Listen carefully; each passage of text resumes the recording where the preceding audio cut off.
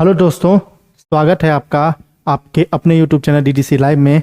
आज हम आध्यात्मिक गुरु स्वामी विवेकानंद के बारे में चर्चा करेंगे कि स्वामी विवेकानंद के परीक्षा के दृष्टिकोण से क्या क्या परीक्षाओं में प्रश्न बनते हैं।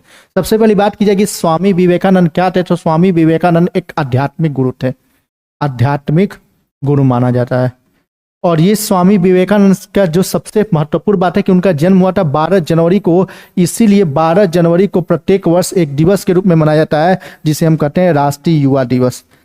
राष्ट्रीय युवा दिवस किसके जन्म दिवस के शुभ अवसर पर मनाया जाता है? तो राष्ट्रीय युवा दिवस स्वामी विवेकानंद के जन्म दिवस के शुभ अवसर पर मनाया जाता है। और इनके बचपन का या कह सकते हैं इनका जो मूल नाम था नरेंद्र नाथ दत्त था, जो आगे चल के स्वामी विवेकानंद के नाम से क्या होते हैं, प्रख्यात होते हैं विश्व स्तर पर। लेकिन उनका जो मूल नाम था वो मूल नाम क्या था? नरेंद्र नाथ दत्त। यदि बात की जाएगी स्वामी विवेकानंद के गुरु की, तो स्वामी विवेकानंद के गुरु का नाम था रामकृष्ण परमहंस। रामकृष्ण परमहंस, रामकृष्ण परमहंस के शिष्य थे स्वामी विवेकानंद।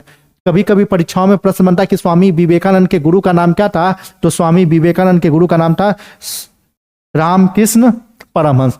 बात की जाएगी तो स्वामी विवेकानंद को वेदांत दर्शन का प्रतिपादक माना था। वेदांत दर्शन का मतलब होता है वेदों का ज्ञान देना।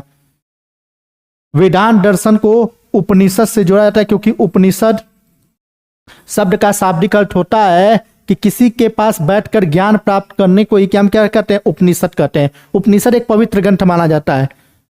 तो वेदांत दर्शन के जो प्रतिपादक थे वो भी किसे माना जाता है? स्वामी विवेकानंद को वेदांत दर्शन का क्या माना जाता है? प्रतिपादक माना जाता है। और जो उनके गुरु थे रामकृष्ण परमहंस, तो जब रामकृष्ण परमहंस की मृत्यु हो गई तो रामकृष्ण परमहंस की मृत्यु के बाद उन्हीं के नाम को लेकर उन्होंने एक संगठन का निर्माण करते हैं 1897 ईस्वी में, जिसे हम रामकृष्ण मिशन के नाम से जानते हैं। परीक्षा में प्रश्न बनता है कि रामकृष्ण मिशन की स्थापना किसके द्वारा की गई थी? तो रामकृष्ण मिशन की स्थापना स्वामी विवेकानंद के द्वारा की गई थी, जो उनके गुरु रामकृष्ण परमहंस की याद में एक संगठन का निर्माण करते हैं। और इस संगठन का मुख्य उद्देश्य क्या था?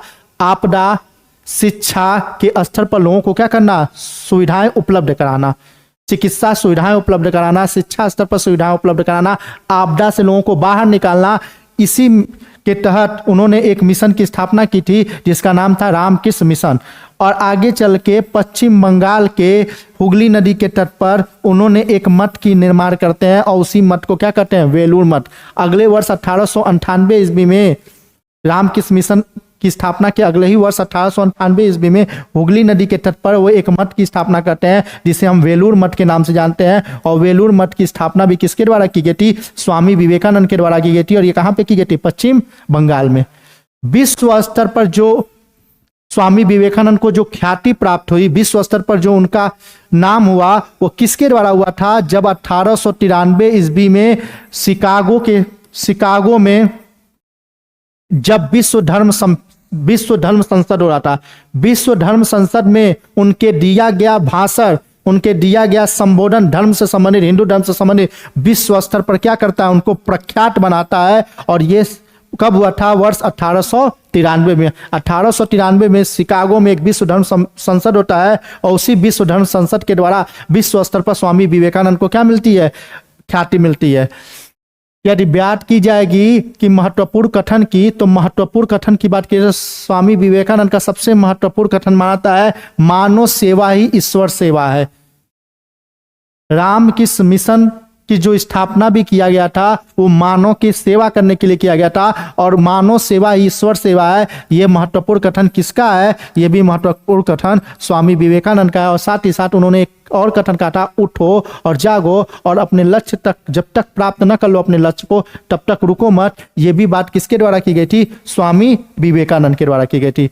स्वामी विवेकानंद की जो महत्वपूर्ण बातें हैं वो ये है कि सबसे महत्वपूर्ण जो स्वामी विवेकानंद से प्रश्न बनता है कि स्वामी विवेकानंद का जन्म हुआ था 12 जनवरी को, और उसी 12 जनवरी के उपलक्ष्य में प्रत्येक वर्ष राष्ट्रीय युवा दिवस मनाया जाता है।